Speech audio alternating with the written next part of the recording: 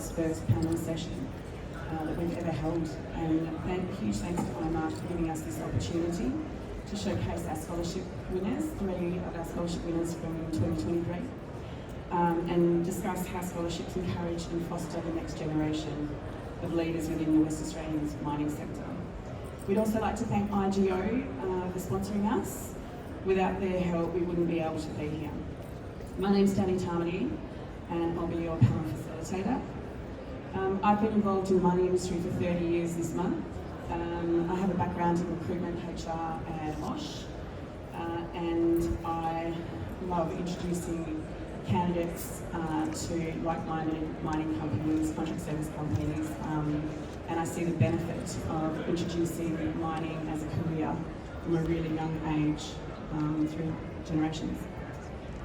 So I'd like to introduce you now to the students joining me today. So Angela Zjalic. Angela's a university student majoring in applied geology and finance. She discovered her passions as a teenager by watching nature documentaries and studying economics at high school. Since then, she's worked for IGO Limited, which has introduced her to the world of lithium and nickel exploration, and she's completed a course in project management. Other interests include public speaking, writing, travelling and connecting with people. Angela was awarded the 2022 Geology Scholarship. James Fox is a 21-year-old student at the West Australian School of Mines, WASM, pursuing a Bachelor in Mining Engineering honours degree.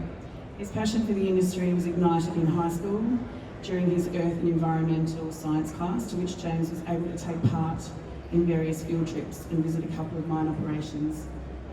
He sees mining as an industry to create a positive impact on the world. James was awarded the 2023 Male Student in a Technical Discipline.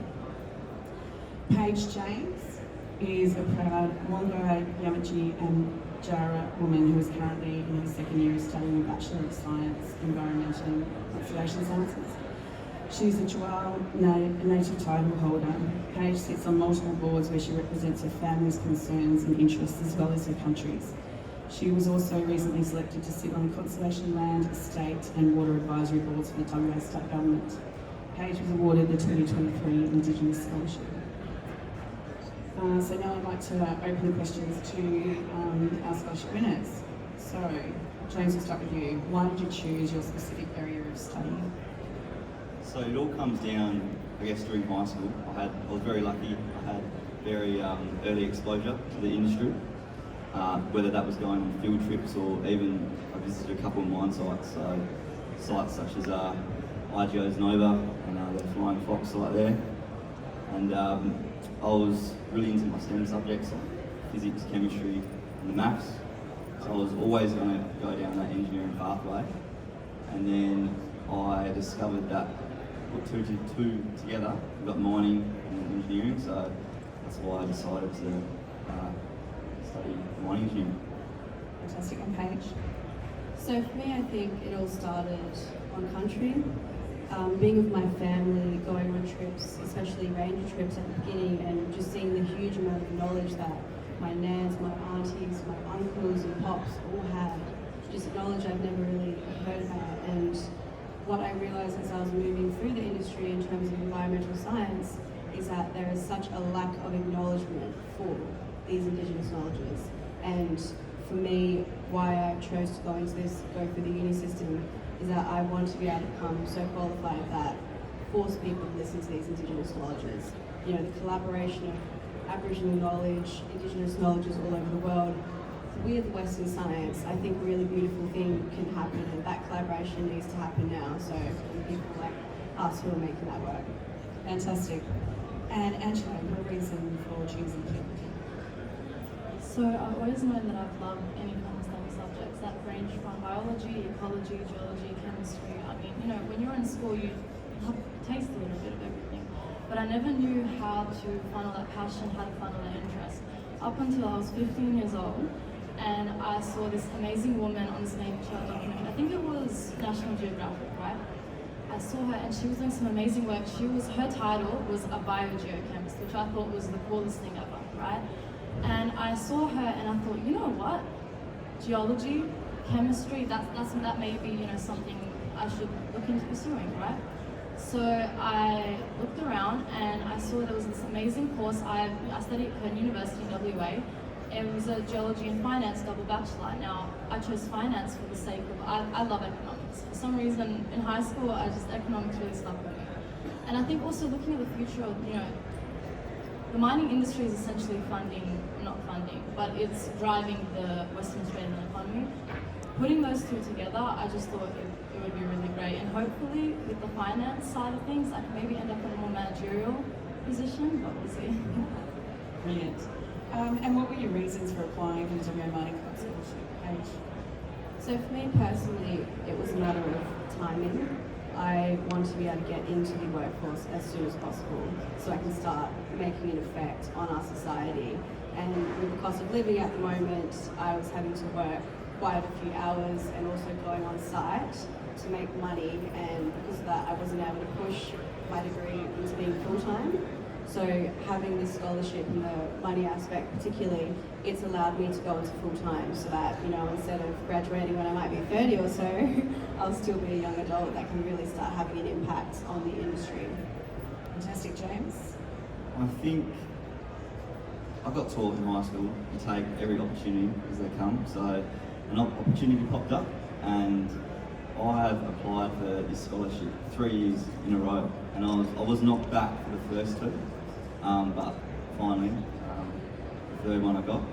And I think it was a bit of a blessing in disguise, because that meant I did more interviews, got to meet more people, and just expand my network.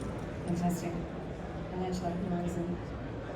So my main motivation for actually applying for the scholarship was more for, how do I put it, a monetary advantage, right? Because, I have a single mum at the moment and she was willing to pay a portion of my tuition. And I think, once you grow up becoming a young adult, you want to contribute more to the household. You want to give back, everything your parents kind of gave you, the opportunities your parents gave you. My parents are war refugees, so, they came to the country 20 years ago, and there's just this level of appreciation and gratitude I have. So when Mum said that she wanted to pay a portion of my tuition, I was thinking, I can't let you do that. You know what I mean? I've let you do that primary and high school, but it's my turn to step up. And thankfully, winning the scholarship has essentially enabled me to be able to pay that side of it. And hopefully she doesn't have to touch it at all. Yeah, excellent. Now, James, you touched on the fact that this is your third row that goes winner. Can you share your insights into the actual application process and your motivations? Yeah, so the process was pretty smooth. At the time it was a bit stressful, but I guess it's not every day that you are in a room with a CEO and a CFO of a mining company. And my third time applying, I got to meet Mount Gibson Iron CEO Peter Kerr, and such welcoming people. And I thought it was going to be a bit more of an interview grilling, but it was just it was a conversation, and I was really able to connect with these industry leaders as a fresh 20-year-old, not even graduated sort of thing. So yeah, the process was insane. That's so good.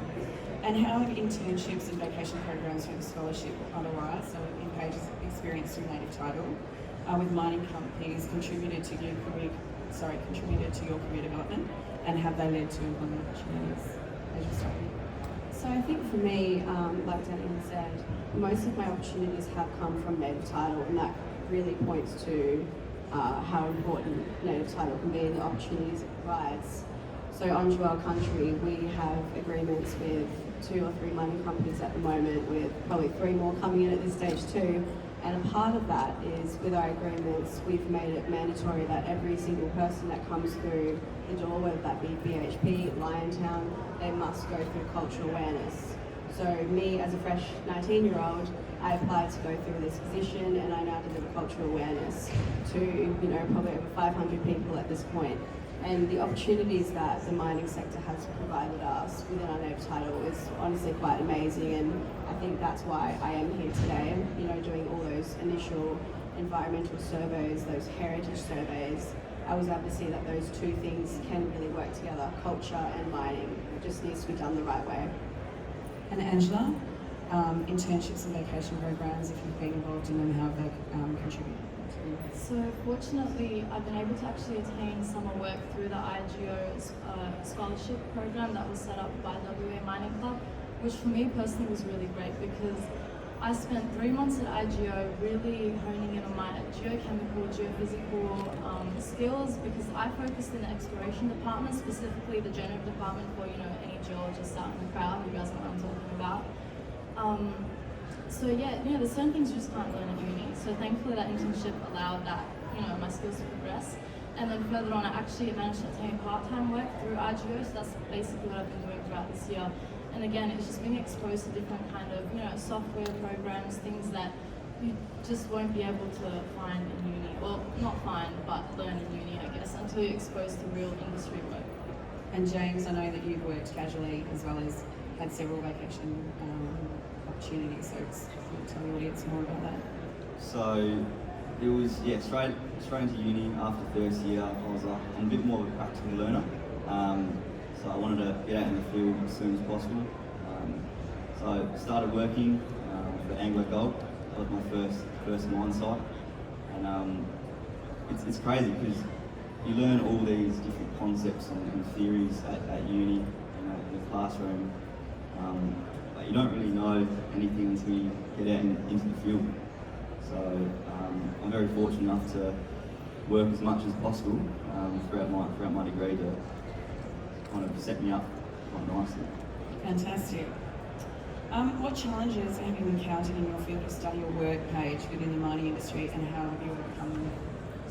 So I think for me, a very big obvious one is that in the past, Aboriginal people, culture has not always come in a respectful or hand-in-hand relationship with each other. That's just the reality of it.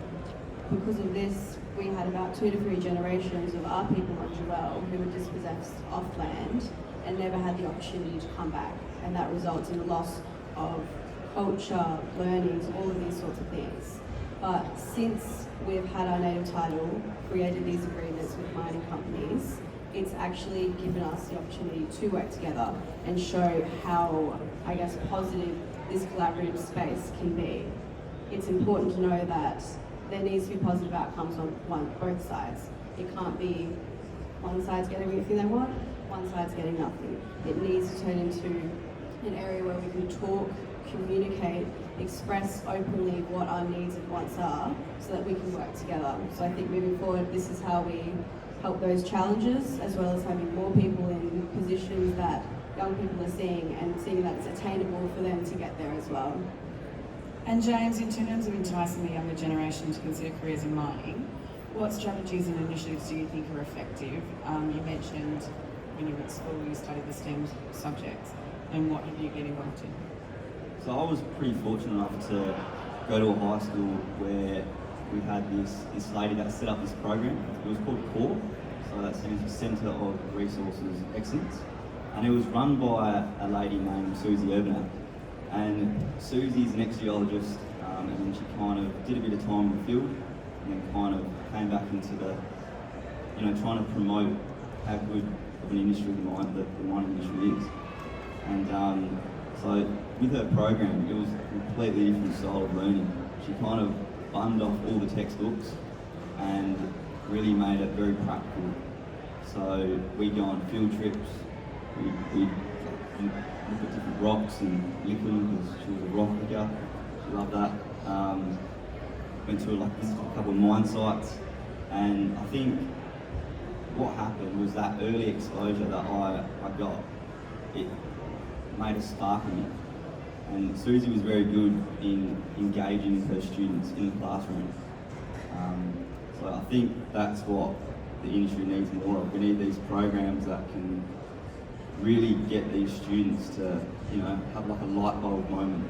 And then from then, I haven't really looked back. So. Fantastic. Angela, in your opinion, how do programs like the WA Mining Cross Scholarship foster and develop the next generation of leaders in the mining industry?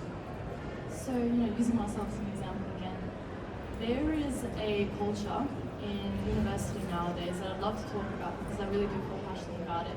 There's a culture amongst STEM, but not only STEM, in the business side of things, at uni, you don't realize up until you reach maybe, close to graduating in that period, someone's going to ask you and say, have you done any internship work?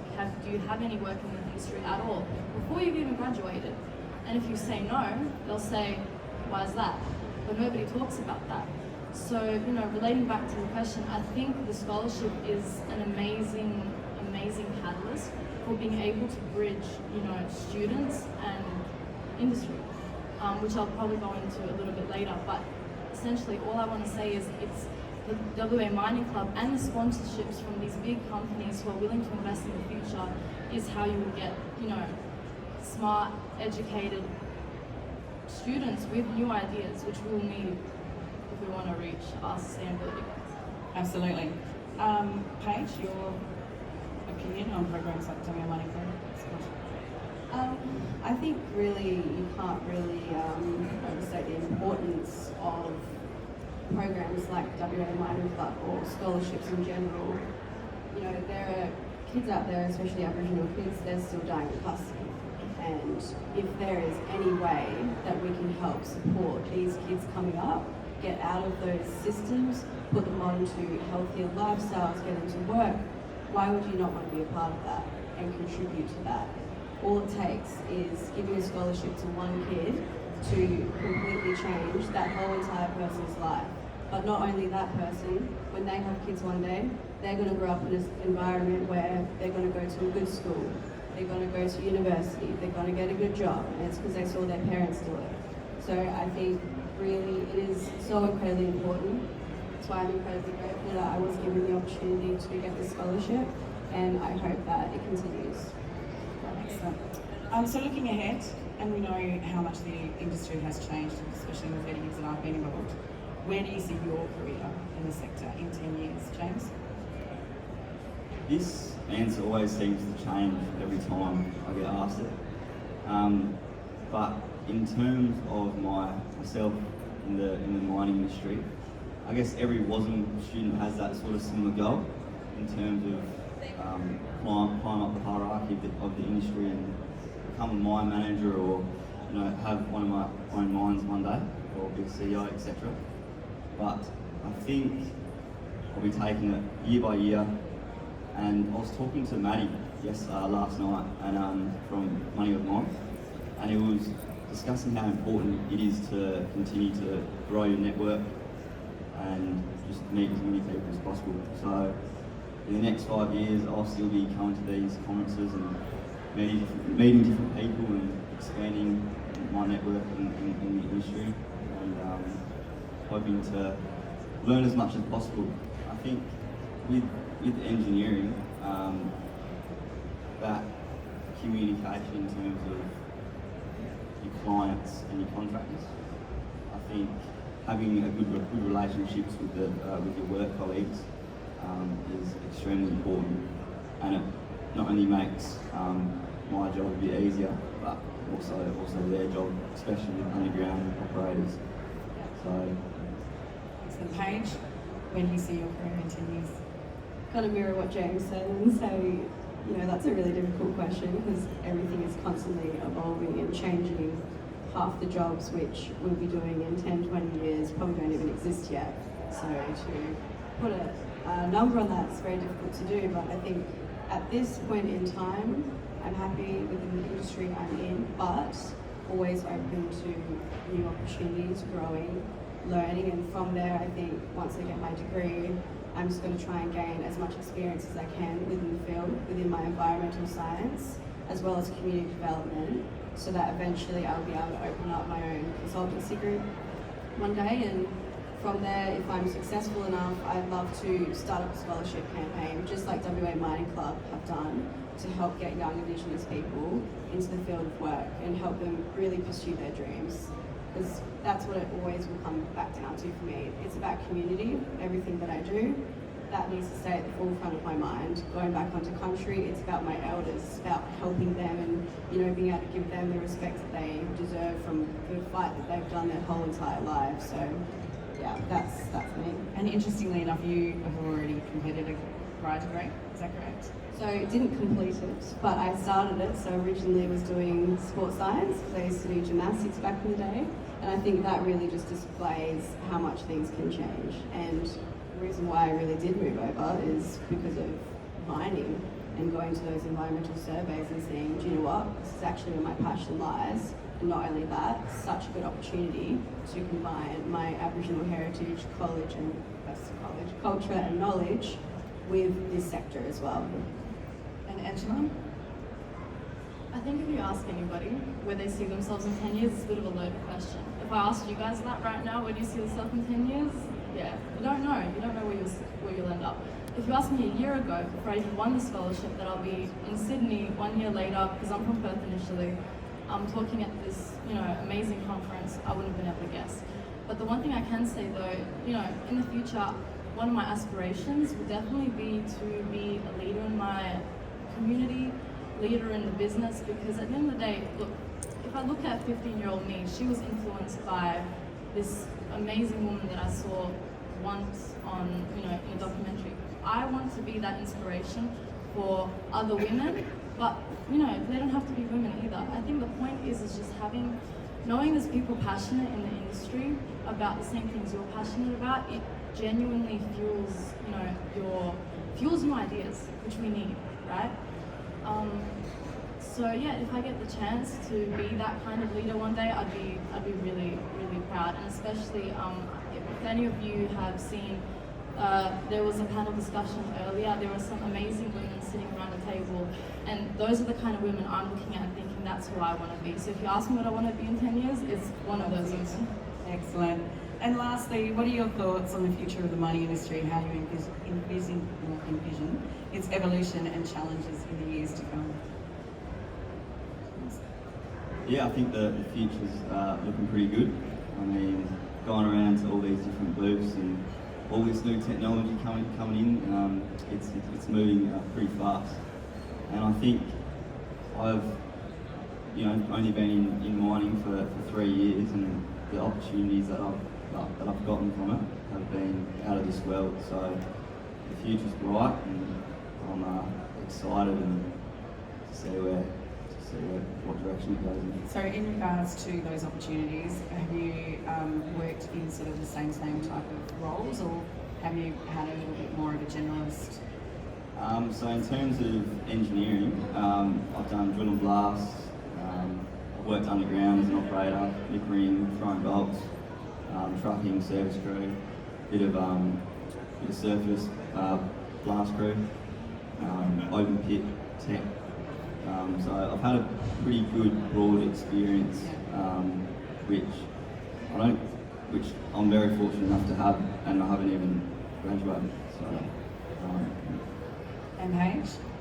For me, what the future looks like in the mining sector is surrounded by collaboration. I think collaboration is the only way forward. I think it's going to create the best outcomes for everyone involved. I think from this point, there's no stepping back now. Like Angela was saying before at this amazing talk, people spoke of a revolution moving forward in terms of collaboration, diversity, all of these things, and I absolutely love that. That's what needs to happen.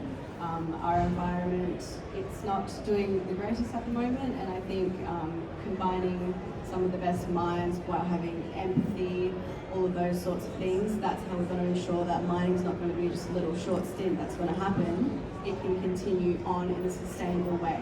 And people like us, all of the young people in front of us here as well, we're the ones who are going to be carrying the backs of that revolution. So I'm really excited for all of us to have our input.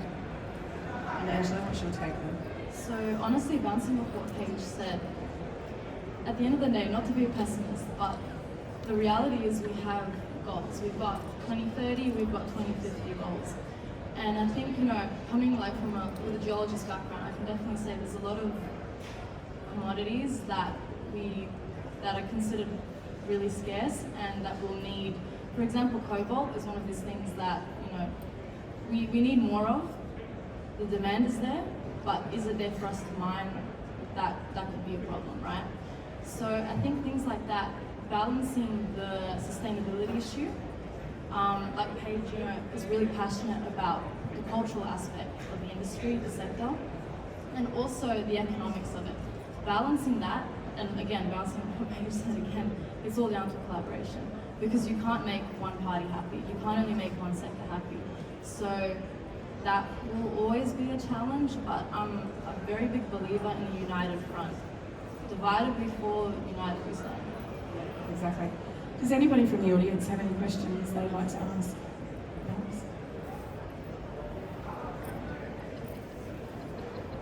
We've got a few more minutes. No? Right. Is there anything else that you guys want to add to about the WA Money Club and the scholarships? I'd just like to say, like, I can see in the audience, you know, there's a spectrum, there's a range of people sitting in front of me, and whether you've been in the industry for 30 years or whether you're just starting out or you haven't even had a chance to start, you know, you're still deciding what major you're going to go in. The one thing I would definitely recommend is look at these students, look at the young professionals, those in the graduate programs. They're the ones that will be leading our future.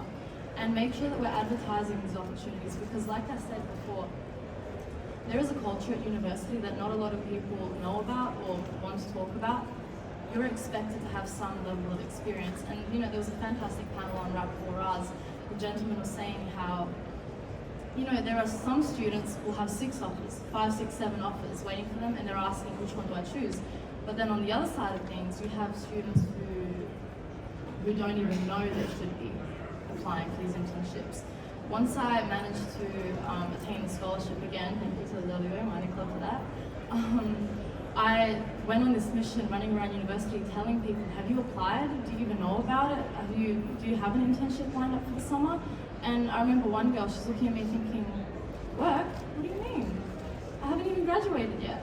So my point is, please talk to the young professionals, the students, tell them the opportunities that your company could possibly have, or, you know, other organizations, scholarships, internships, whatever they are. We need to create a pathway into the industry. We can't expect these students, I shouldn't say kids, we shouldn't expect these students to graduate and then somehow just apply for a graduate program with no experience. It doesn't work like that. So please, I encourage you, talk, discuss, network, collaborate. Let's make a brighter future.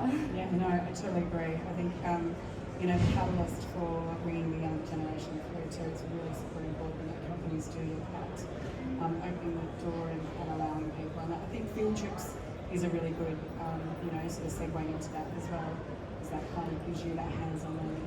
Yeah, just whatever you learn in the classroom, you can just apply it to the real world. And a lot of, especially like me, I know a lot of students find it difficult to grasp different concepts, but once you can see that there's a purpose in it and you can apply it to, you know, your everyday life, then things start to click. And that was the turning point for me where, yeah, I want to go into mining. I think it's a whole new world, and especially going underground for the first time is a very very different sort of vibe, but absolutely loves it and can't wait for the future lives. Thanks so much to each and every one of you for today. So I'd like to introduce Sarah Cooper, who is our next panel.